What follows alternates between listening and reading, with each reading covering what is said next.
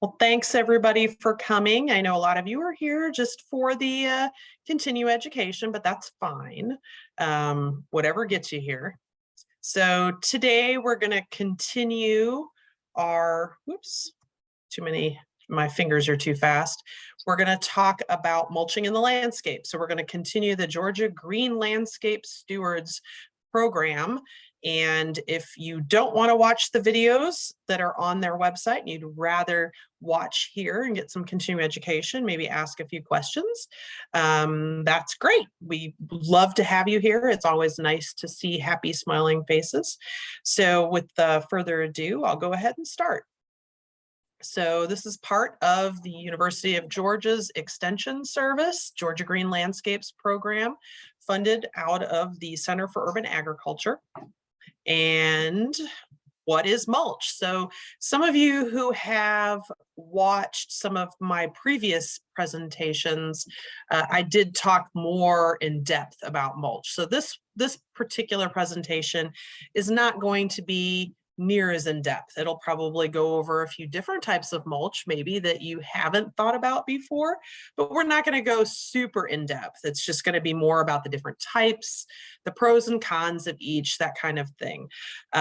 So what is mulch? Well, it's going to be some type of a soil cover that helps conserve water and reduce weeds.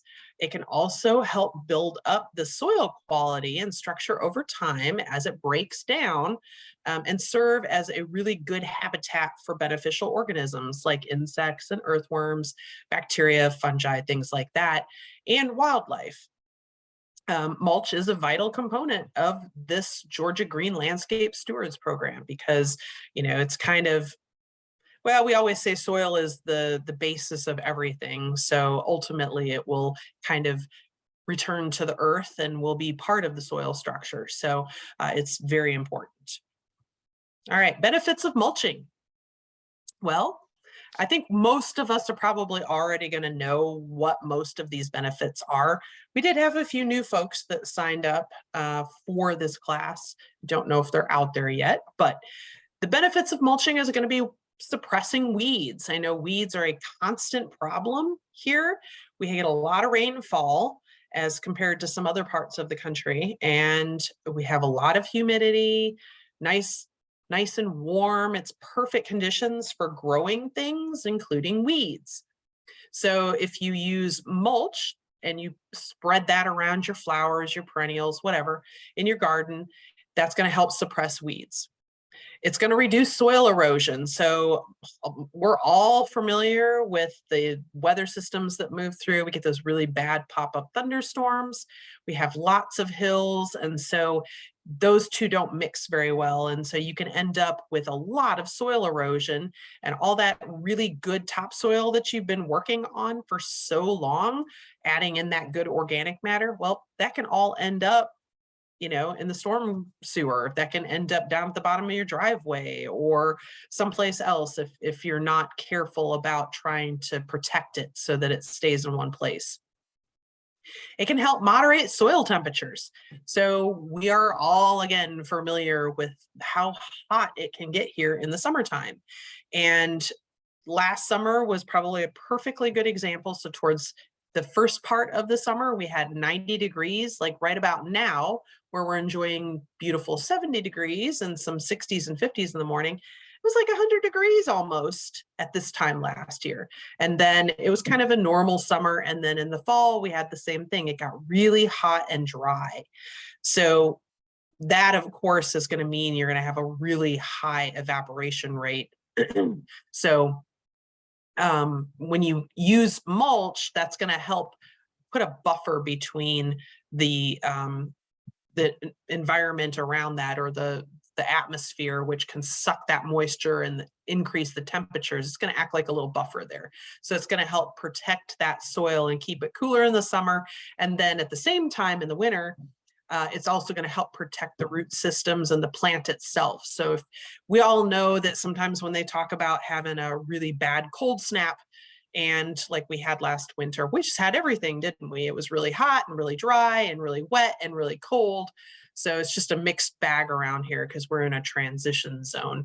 But in the wintertime, there are some tender perennials and some shrubs that are, right at that, hardiness zone. It's about the maximum amount of cold. And so we lost some stuff because of that. And I think a lot of us would heap leaves on some of our plants. Sometimes people use mulch, just ways to try to kind of insulate, I guess is the word to use. And I mentioned conserving soil moisture.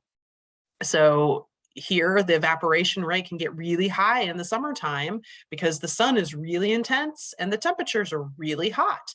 And so when you have that, your evaporation rate just goes through the roof. We dealt with a lot of plants, a lot of questions came in from people last summer that had mature trees, a lot of evergreens, Leland cypress, which not the best kind of tree, but a lot of times people use them as screeners between their neighbor's house and their house, and they may not be in the best location. And so we have a lot of trees now that are dying because they didn't get enough moisture last year. The evaporation rate was really high because it was like 100 degrees and we didn't have any rain. And so their root systems were stuck in, small areas between those houses. And so it just, they couldn't water them fast enough is basically what it boils down to. Promoting earthworms and soil aeration. So earthworms are decomposers along with a lot of the other little organisms that I mentioned. And so they'll just kind of move in and through that mulch, and they will churn that up and mix the topsoil underneath up into that layer of mulch, and eventually it'll break down, but they help with aeration.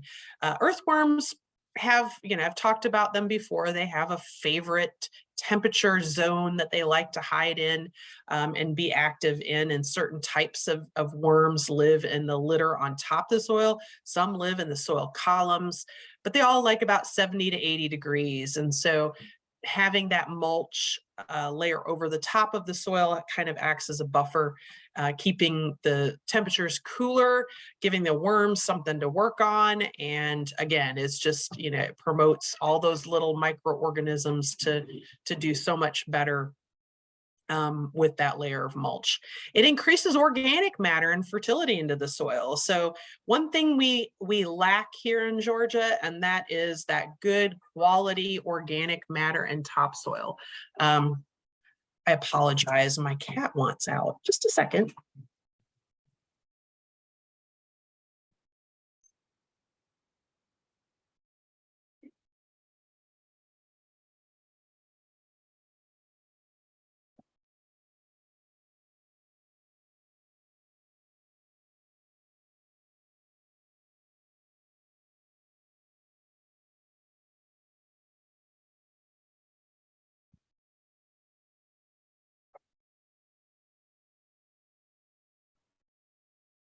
Apologies. He gets really annoying and loud when you don't let him out. So anyway, so getting back to where we were, it'll increase the organic matter and the fertility in the soil. So UV radiation breaks down organic matter over time. Mulching helps protect that organic matter, and it helps return it into the soil. So what you are losing from UV radiation then will break down and go back into the soil. So that increases the total organic matter in that topsoil layer and helps increase the fertility in the soil. So obviously, if you're dealing with some areas around here, you get that hard pan Georgia clay. And when it's dry, it's really hard for tree roots to move through that. So ultimately, the best kind of soil is going to be kind of loamy, silty, loamy kind of soil. And you can kind of make that. So if you mix organic matter and sand along with some of that clay soil, you mix that all together, that's actually a pretty good mixture because it allows for the organic matter and the sand to help with drainage. It loosens up that hard pan clay so that the tree roots can grow through it. And that clay actually does absorb a good bit of water, and it helps retain water in that soil. So It's kind of a good mixture, and it's an easy way of returning that organic matter back to the soil. And the mulch will mimic a mature forest floor and offers very similar building properties. So, I mean, typically when you have hardwoods or out there, they're going to lose their leaves, they'll lose some of their branches, and that kind of lays over the top of the ground, and that detritus layer will break down over time and return to nature, and it will provide, I guess, that matter that those decomposers need to put that back. But in your yard, I mean, maybe you have trees, but if you look at some of these newer subdivisions, there aren't very many trees. I usually just call them stick trees. So they'll go clear cut everything, and then they'll come back and they'll plant select trees here and there. And those aren't really going to provide a lot of organic matter. And most people, let's face it, most people are going to blow their leaves and get rid of them, bag them up, get them off site. So mulch adds a lot of benefits in the way of trying to kind of return the ecosystem to the way it was. All right, so types of mulch. So I won't talk a ton about these, was talking more about the benefits of mulch, but you'll recognize some of these and some of them you may not. There are some newer types in here that maybe aren't as used as much as they are in maybe South Georgia. This is meant to be a presentation that takes into account the entire state. So we'll talk a little bit about each of these. So leaves, of course, if you have leaves that you're raking up or blowing from the fall, I just make it the easiest thing I can do. And I literally just blow them into the edge of the woods, and I kind of let them do their thing. But they work great as a mulch if you have a more naturalized yard. That's a really good thing to have.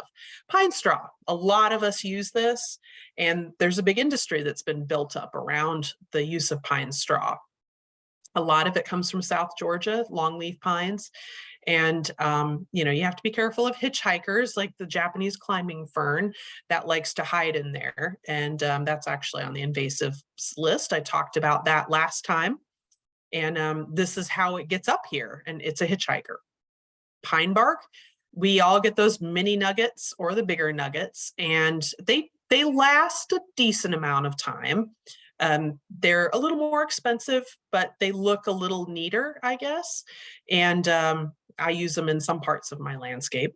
Hay, you would use this probably more in a situation where you're trying to seed your lawn. I've seen it used in situations like that, where you're trying to hydro seed, and maybe they'll put down some type of hay or straw over the top of that, so that it keeps the moisture in, so that grass seed can start. I'll also use this in a garden situation. If you have raised beds or you have an in-ground garden and you want to put something down that isn't too terribly expensive and is readily available and will biodegrade and add some nutrients back to the soil, wheat straw is a good type of straw to put in there. Yes, you might get some seeds in there and you'll have to pull those up the next year, but it generally breaks down pretty quickly, so that by the same time next year, it'll have already broken down into the soil. It does an excellent job of allowing moisture down into the soil. It also does a great job of protecting the soil from the excess heat from the sun and the UV rays and all of that. Mixed hardwood. So this might be something you would get from like a tree company. So I know some of us use chip drop, CHIP-DROP, for free loads of chipped up trees that they're out, cutting branches down or taking trees down, and they'll come dump a load in your driveway for free. So some of us use those in your garden paths. I'm not a fan of using it in a vegetable garden situation where you're planting seeds in there, because you can a lot of times it'll get mixed up into the soil. Wood chips are much larger and they take a lot longer to break down because obviously their size, and that can act as a nitrogen sink in your garden. So you can actually be robbing your plants of nitrogen and then end up with a nutrient deficiency. if you use them in your garden. So they're much better used just as kind of like maybe in paths, similar like you'd use for pine bark, but maybe in a more naturalized area if that's what you're looking for. Melaleuca, this is more a tree that you'll find in Florida. It's not going to grow up here that I'm aware of, but it is an invasive in Florida. Now they have discovered some biocontrols, the way of little, I believe they're little wasps, and those have been released, and it's actually cut down on a lot of the problems that these trees were causing in the Everglades. And they also are using them for mulch, as you can see. So they're harvesting the trees and then chipping them up to use for mulch. Eucalyptus, don't really see that much around here. It kind of depends. There are some specialty mulches that are out there that you might be able to find, and that might be one of them. Utility, again, utility is going to be mostly from utility companies, I guess, or tree companies. Cypress, we've used that. That's kind of a harder wood and rubber mulch. Not a favorite, prefer it for like, you know, playground or something. And then rock, not a favorite again. And we'll kind of talk a little bit more about these. All right, so leaves, natural and free. They don't require any harvest or anything else. Nature just provides them to us. If you want to rake them and push them off to the side, you can do that. It's really cheap and free organic matter and fertilizer. And if you have a wooded yard, it's pretty easy to kind of get them under the trees, and then you go over winter. By spring, they've usually kind of settled and started to break down, and they're only a fraction of the width and height that they used to be. So again, that's the closest mimic to a natural process that you're going to find here, because basically that's what it is. You're just kind of pushing them all into the woods or along the edge of the woods. It's going to be the most beneficial for your decomposers. That'd be your worms, your roly-polies, fungi, bacteria, things like that, because that's typically where they're going to live. So they're going to break it down pretty quickly. And it's the best fertilizer for any plant because it's basically decomposing its own leaves. And that goes for trees and grass as well. Pine straw. Cheap or free, if you have a big yard and you've got a lot of pines in there, it might be free if you get your kids to rake it up for you or something like that. I have a fair number of pine trees in my yard, so I will kind of rake up when you get a windstorm. Typically it'll drop its needles a couple times a year, so I'll rake that up, and a lot of times I'll just give it to my chickens because they like to scratch through it. But you can certainly use it in your gardens, flower gardens, landscape plantings, that kind of thing. And it's typically, like I mentioned, raked up down in pine plantations that are mostly in South Georgia, Alabama, those kind of areas. And the typically the ones that produce wood and pulp for paper. But you can often find it raked up in piles for garbage pickup. Sometimes people will rake that up, and if you can find bags of it, I don't know, to me, that's kind of garbage picking. I'm not sure I do that, but if you have somebody that you know that typically would do that, and you ask them nicely, they'll probably give it to you. So you don't have to quite be a garbage picker. It's not the greatest for foot traffic. It can be kind of pokey, and it'll break down really quickly. So use it in a planting bed situation where you're not going to be walking through there. I wouldn't use it for a path situation. But it doesn't typically wash away because it is light, but it's fairly porous. So it's not going to float up unless you get a lot of rain, which makes it, I guess, worthwhile. Typically you hear about people refreshing their beds a couple times a year when spring and fall, if you get the nasty grams in your mailboxes, but most people are probably only going to do it about once per year. If you do a really thick layer, you can usually kind of make it through a year because it does break down pretty quickly, but it's sustainable. So, you don't have to worry about, ever running out, because around here, it'll be available pretty much anytime you want. We do have some concerns that it can slightly lower the pH of the soil over time if you use it a lot. Probably not a whole lot. I mean, Georgia soils tend to be pretty acidic anyway. I can't really see that it's going to drop it more than maybe a couple, like a 1/10 of a percentage point or something like that. It may take it from a 6.8 to a 6.5, but that's just going to be in probably the top layer of the soil. And that typically is going to be okay for plants anyway. It's also the lightest to move and handle, and typically a pine bale or pine straw bale is going to be maybe half the size of a wheat straw bale, so easier to handle if you have back problems, that kind of thing. Oops. Pine bark. So this is going to be a byproduct of pine production for paper and wood. Again, it's sustainable, so it's a definitely a usable something I would use and do use in my own landscape. It comes in various sizes. You can get the mini bark nuggets, you can get the bigger nuggets, you can get shredded pine bark. The problem with this stuff is it does tend to float away. So be careful or be very mindful of where you're going to use it. You don't want to use it near a downspout. You don't want to use it in a bed that is, in a low area, because it will quickly pool up and then move with the water. You just have to be kind of, again, mindful of wherever you're using it. And don't worry about mixing and matching. So if you want to use pine straw in some of the areas where maybe it gets a little wetter, you can certainly do that. And then use your pine bark in areas that maybe sit up a little bit. You can see here in this particular picture that you have a slightly rounded or mounded bed, and it works really well there. It also, because it is pine, and pine tends to be more acidic, can lower the pH over time. But that's great for acid-loving plants. So if you have azaleas, gardenias, you can put it around blueberries. I get chip drop loads every so often. I usually request pine, which is easy to get because everybody wants the hardwood stuff.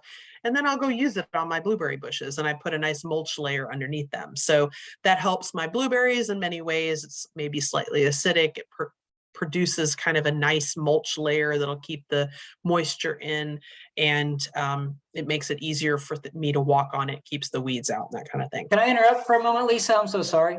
Yeah, what? We can't, I didn't realize we had a PowerPoint. We can't actually see the PowerPoint. We've just been watching you talk, and I thought you were doing a great job. And it just occurred to me that when you mentioned the picture. Yeah. Okay. Well, it did not, I screen shared, but apparently it didn't do it. So, all right, let me try this again. You haven't needed it. You've been doing a too thorough a job to need it. Oh, well, yeah, here we go. All right, let's try this again. All right, start from the top. I'm just kidding. Okay, sorry about that, everybody. I'm not going to bore you and make you watch it again. So we'll just kind of flip through. Here's where I was talking about the benefits of mulching. Here's all the different types of mulch. This is leaves, pine straw, pine bark, hay. All right, now we get to the stuff that's not recommended. Okay, so hay. There's a lot of different reasons. I think that was mentioned in one of them. I actually said straw or wheat straw. So hay, she may mean straw here, wheat straw. It's typically not recommended. Now she's in a more agricultural area, and that's Jessica Warren, who created this program. She's in South Georgia. And obviously agricultural products are going to be a lot easier to find there. What you find here at Ace Hardware or Home Depot or Lowe's is going to be probably a little more maybe weed free, maybe not have had herbicides used on it. They're going to be a little more careful about sourcing the product because they're selling it at retail. And at retail, you have to be careful, because if you sell somebody that it has a product full of some type of herbicide and they use that in their garden and that kills or stunts their plants, then they're going to probably have a lawsuit on their hands. I've seen it. So, you know, take what you see here with a grain of salt, and know that what you get from Home Depot or from Lowe's or from Ace Hardware is probably okay to use for straw, wheat straw. They don't sell hay, but know that there are difference. Okay, there's a difference. There's Bermuda hay and fescue hay that's often used for animals' feed, and I think that's probably what they're talking about here, and that does hold true to what you see on this slide. So that I would not use in my garden, because it might contain weed seeds. I've got a friend who has horses, actually a couple friends, and they've been complaining that the hay that they've purchased has Johnson grass in it. And that is a big annoying weed that can grow in your pastures, and it also can grow in your garden. So you don't want to get that stuff established in your garden or your yard. So that, plus hay is often treated with herbicides that can remain for a really long time. And I think what she's probably trying to refer to here is Grazon. Grazon is a broadleaf weed killer that is the flavor of the month right now. It's relatively new. It's been on the market for about 5 years, and it is, the way it works is it's got a growth regulator in it. It does not do anything to animals or to humans, really. It only works on the growth of the plant. And so it basically will prevent it from growing anymore, which is fine, because ultimately that's what they want. They want the broadleaf weeds to die. But the problem is it has a really high persistence. Most herbicides break down, usually a month or two, something like that, maybe a little longer if it's not exposed to sunlight, but it usually breaks down in UV radiation. Grazon does not break down in UV radiation. There are a few that do not, and this is one of them. It's used a lot in pasture management. And so you have to be really careful about where you're sourcing your straw, your wheat straw from, or hay, if you do want to try to use that. The thing with Grazon is tomatoes and peppers and a lot of those types of plants are very sensitive. I've mentioned this a couple times in other presentations. It's very sensitive to that in the parts per billion. So even in parts per million, you'll end up with curling plants that look horrible, and you don't get any fruit off of them. So make sure, if you're sourcing something that if you're not buying it from Home Depot or one of the local stores that sell the wheat straw or hay, make sure that you know where it came from, because you don't want to end up using that on your plants and then end up a month or two after, when your plants were doing so good, and then all of a sudden they start curling on the top and you get nothing out of them. So that's heartbreaking. All right, mixed hardwood mulch. So this is going to be produced from scrap lumber, recycled pallets or trees. They were just too small to use for wood or paper manufacture. This tends to be fairly low in nutrients, and it's used because you're recycling or minimizing the waste debris. But you can get it in a lot of different colors. So a lot of times you'll see tree companies and they'll do this also, but they'll spray or put a powder on it. You can get reds and blacks and different colors like that if you want that kind of mulch in your landscape. So it can be very attractive if you want to do it that way. Melaleuca mulch. So again, I mentioned that this is probably going to be found or sourced more down in southern Georgia, Florida, places where you're going to find these trees more often. So they're trying to figure out ways of using them so that they can get rid of them ultimately. So the mulch is going to be processed from these trees that they're going to harvest that are considered invasive. And you can see a stand there in that lower picture. So they take over pretty quickly. They grow via the rhizomes, the underground root system. So similar to a lot of other types of plants. Sumac is one of those. You can see aspens. They basically have one mother tree, and then the rest of them are kind of daughters. And that what they do is they'll harvest the trees, cut them down, shred them. They'll cure at high temperatures, or basically, put it through what's the word I'm looking for? Well, they're just going to cure it at high temperatures. I can't exactly, the word escapes me. But then they'll also take that mulch and they'll color that like they might the hardwood mulch or some of the other types of mulch. It is low in nutrients, unfortunately, so it's not going to return a lot to the soil, but it can be pretty. And if it's abundant in that area, it might be a good source of mulch for your garden. And it's also going to remove that invasive species. But one nice thing, it's not attractive to termites, which a lot of people know. The warmer you get, where you have warm winters, termites are a bigger problem, which is why you start seeing in states that have warmer winters more brick houses, because then you don't have to worry about it. Anyway, not attractive to termites, which is a big plus. And it doesn't float, so it's got pine bark beat in that way. Eucalyptus mulch. So trees grown and harvested in Central South Florida, they can grow it just for mulch. You might see this down in South Georgia. Not a lot up here. I can't think actually of seeing any eucalyptus mulch up here. But if you do get some specialized mulch dealers, you might be able to source some. It just depends. But again, this is probably more South Georgia and into Florida. So if you're going to move to Florida, which I know some master gardeners have, then just be aware that this is available probably. And again, they'll color this mulch just like they would any other. But it does tend also to be low in nutrients.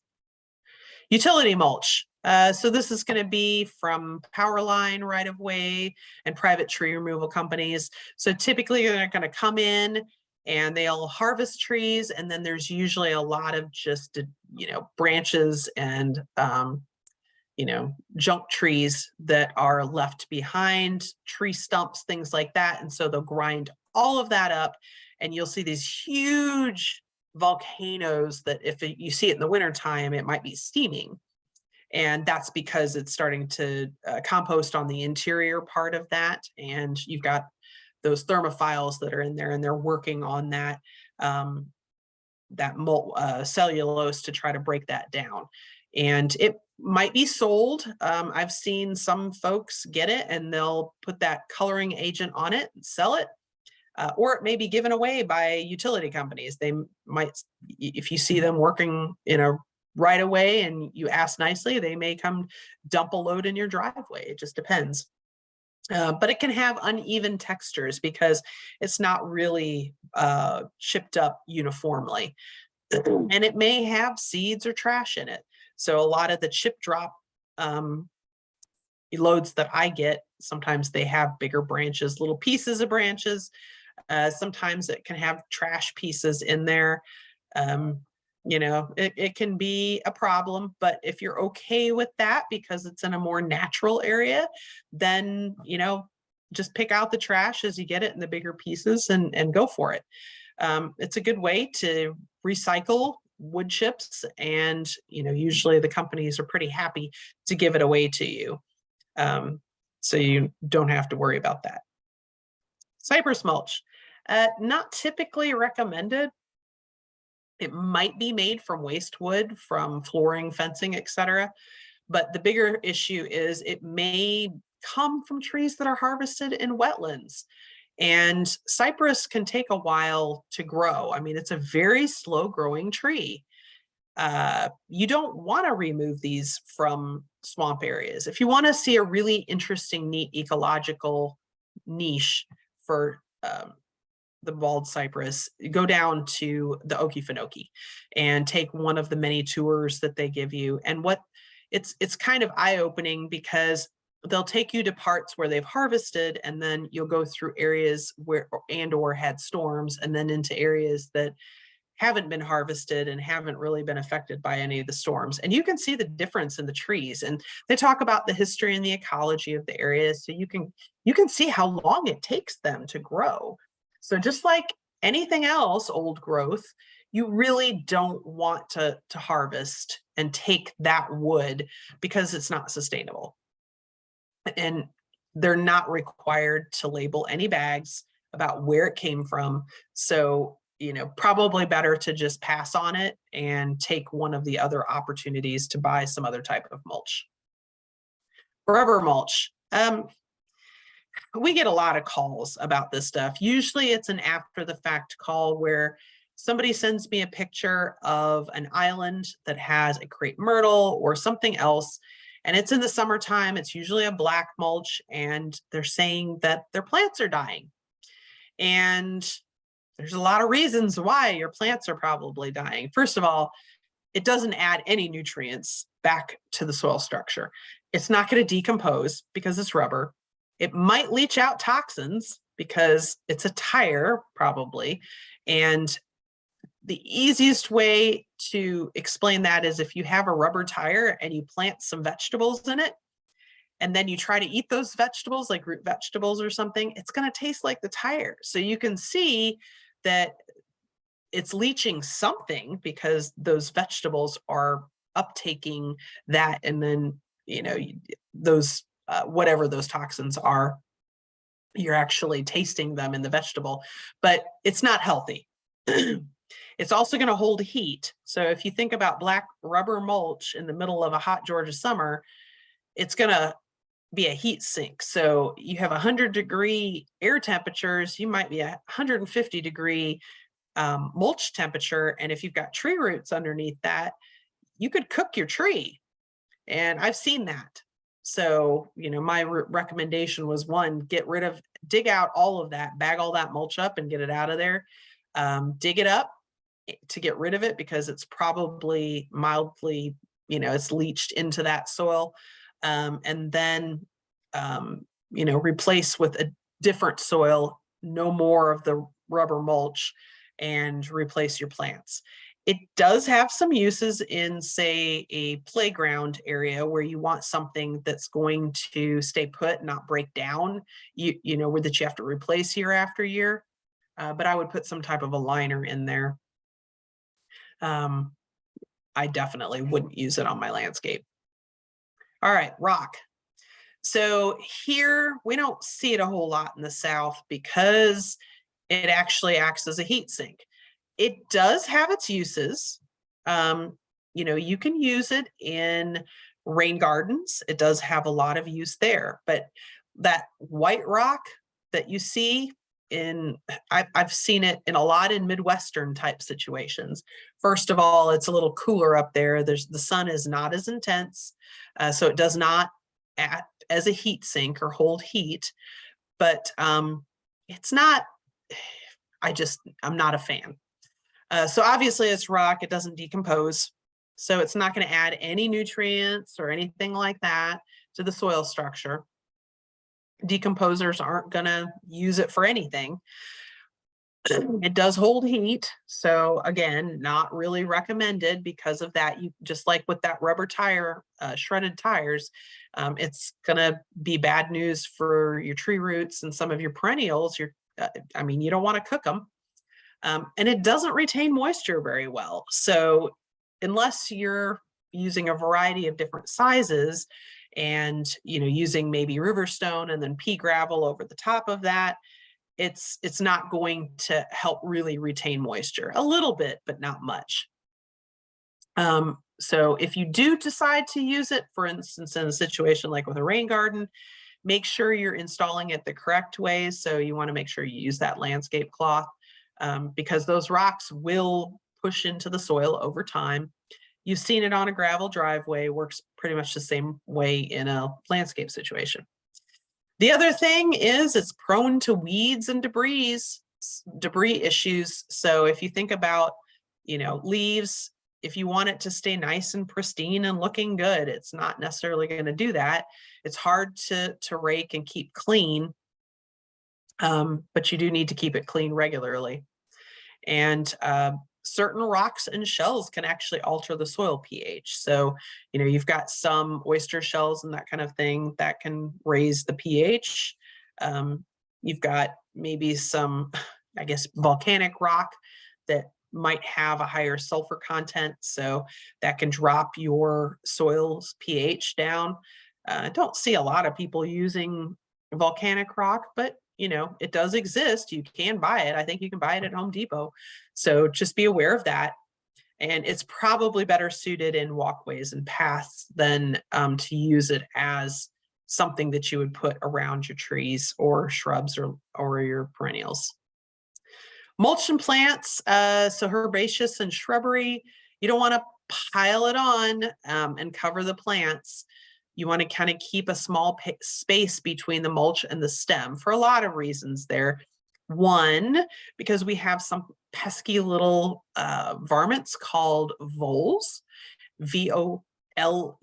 They're vegetarians, and they will use mulch to tunnel around and get to the root systems of your flowers.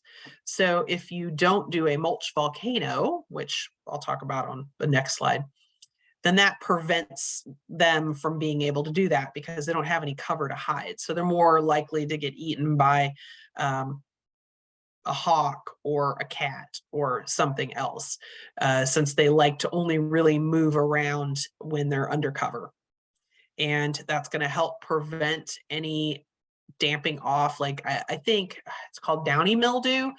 Maybe 15, 20 years ago, impatiens, now we have some that have been bred to be a little more resistant to that. But back then, impatiens in the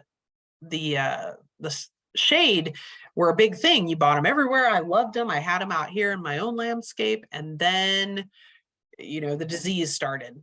And, I, of course, mulched mine because they like moisture. And all that did was promote that disease problem. So that's another thing that you have to watch. So if you're going to mulch your plants, keep it at about 2 to 3, no more than about 2 to 3 inches in depth. We don't want mulch volcanoes.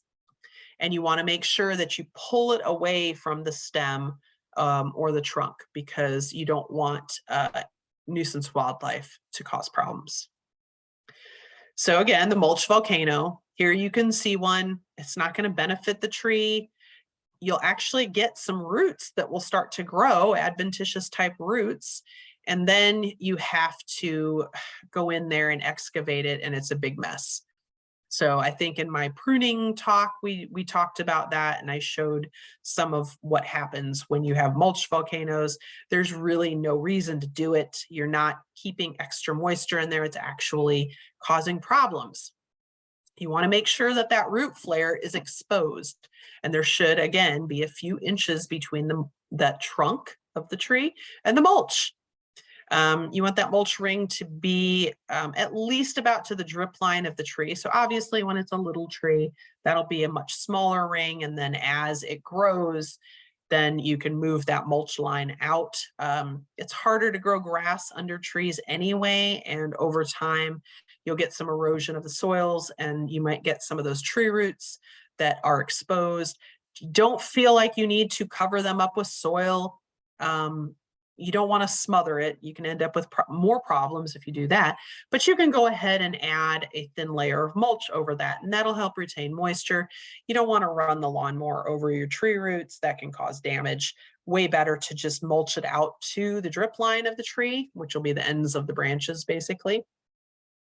Plus that helps return nutrients to the soil for the tree. So it's good for the tree.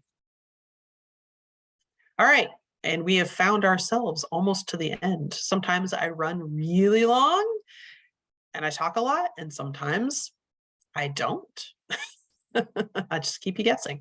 So the certification checklist items, you want to make sure that if you're putting that mulch around a tree, you want to keep those root flares exposed. You know, that goes with putting the tree in the ground anyway. So you want to make sure that root flare is exposed at the surface line of the soil and you're not sticking it below the ground. So that root flare is going to be, you know, where you have the trunk and then it gently starts to flare out like that. What we don't want to see is just a straight up and down trunk directly into the soil, because that means you planted it too deep. And that will end to your tree dying prematurely, and you'll be calling me and saying, my tree is dying. What can I do to save it? And ultimately at that time, it really depends on how badly it's dying. You can excavate it to try to save it, but a lot of times it's too little too late. And again, don't pile the mulch against the base of the trunk. So no mulch volcanoes. Don't want to do that. And if you can use the tree's own leaves as mulch, it's cheap because it's free. You might get them from your neighbors too. It returns nutrients a lot quicker, because if you think about it, wood chips are much thicker and they take a lot longer to break down, whereas trees' leaves are really thin and they break down quickly, so they can get those nutrients back into the soil pretty fast. You'll want to form a mulch ring about 2 to 3 inches deep to the drip line of the tree. And that helps prevent the competition you get from grass, because it's a plant just like anything else. I know some of us want to plant things under a tree, know that that's dry as shade, and really trying to put something in the ground there, you're just asking for problems. Personally, what I do is I will mulch the area under the tree. And then if I want, say, hostas or something in there, I'll actually just put them in a pot and I'll just set them underneath there. And they're pretty happy. And there's no competition for the tree and for the hosta. They each have their own soil and it works really well. So you can try doing that if you want to put something else under the tree. Don't pile mulch over small plants to cover them up. You want to leave kind of a small space between the mulch and the stem, because you don't want the voles to be a problem. And you don't want to basically smother the small plant. So just make sure whenever you have a plant or something that the mulch does not go right up to it or over the top of it. Make sure that there's a little area around the plant where you don't have any mulch. And that is about it. So it looks like I am about, I don't know, six minutes or so shy of the top of the hour. So with that, I will stop. Well, no, I don't need to stop sharing. Anyway, yeah, that's basically it. So if there's any questions, we can take them. All right. Thank you, Lisa. Everyone put in your questions if you still have some. I asked about rocks making good mulch and how we feel about rubber mulch, but you already answered those questions. And then we realized that we couldn't see the PowerPoint, so I apologize about that. And then Nadia is at the Gwinnett garden right now and is adjusting the mulch to give veggies some space. She drove over there during her call, but there are no questions besides that. So last call for questions, or it might be an early. Everybody already knows everything. Oh, the certificate. Yeah, so the Georgia Green Landscape. So one of the first presentations I did in the series, I think this is number 3, I talked a little bit about the program, and you can see it should still be on screen share. So you can just type in Georgia Green Landscape Stewards and it'll take you to the website. So there is a questionnaire. There's like 70 different questions, and you can read through those questions, and then if you do whatever it is, and there's different categories of things in there, if you do that, you score it. So you'll put, yes, I do that. And then the questionnaire will add all of the things that you do. And each thing is worth like a point or 2 points or 3 points. If you get a certain number of points, maybe it is 70 points, so there's more questions than that, then you qualify. So at that point, you literally just print off that certificate or print off that questionnaire, and you mail it to, or you can email it if you want to do that, down to the Camden County office. And you have the option of purchasing a really cool little sign like what you see here. It looks identical to that. It is probably, I don't know, it's about 12 inches, 13 inches tall. It's really pretty. It would look perfect in your garden. $15. They don't do it for free. Of course, they've got to get the return for the making the sign. But yeah, it's a great program, and we'll slowly work our way through all of the different subjects in here. So we've talked about invasive species. Now we talked about mulching. There's pollinators. There's stormwater, water conservation. There's all sorts of stuff, and you can. And I've referred and said that you can see the videos on their website. They actually have them recorded, and you can watch them there, or you can come here and you can watch me and ask questions.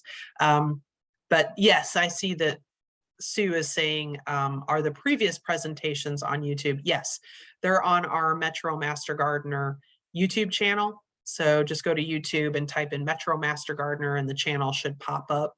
And then anything that we do here virtually, unless there's a glitch, should be up there now, up to date for everybody to watch if you want to do that. And this one will be up there shortly. Yes, it will.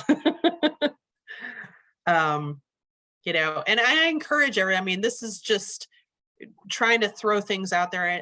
If you have any subjects that you want us to talk on, specific presentations that you'd like us to talk about so that you can see, you know, type it in the chat box now, because you know, we have every 3 months, we've got to come up with a list of stuff that we need to put on the website to talk about. And I want to make sure that everybody enjoys it so that you come and listen, so that I don't have to talk to 2 people. And soon Eric will be doing this, so he'll be happy to have more than 2 people. So yeah, let's see. Deer management. Yes. Yeah, you can definitely email us. And everyone has our contacts, I'm assuming. Lisa's email and my email is available on the extension website. But I'll also put it in right here. Oh yeah, we'll both put it in.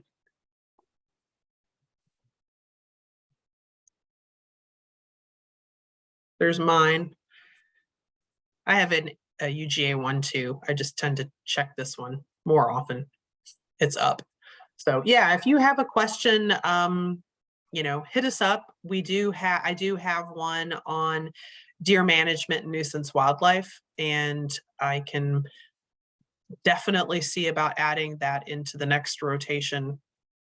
Deer are very interesting, as are most animals. We get a lot of calls about nuisance wildlife, and it almost always comes down to the psychology of it. You've got to know what their habits are, what they eat, how they eat, where they live, how they live, life cycles, things like that, because that's how you figure out how to get rid of them if you don't want them around. Some people want them around. Now, if you have problems with neighbors who feed deer 2 doors down, and you have deer in your yard eating your hostas, that's a harder thing to do. You might have to go the old electric fence route. But yes, there are ways, and you know, animals are interesting, and you know, I've got a background in that. We can talk a little bit about rabbits and other little critters. We talked a little bit about voles and how to prevent them from getting to your tree roots. We can talk about snakes I see Shirley wants to talk about beavers. So if you have a water feature, if you have a stream or a pond or something like that, you might have beaver issues. And we can talk about them. Yeah, there's probably a little bit about all of those in there. So I'll make a note and we can add something like that in next round. Do we have muskrats? Yes, we do.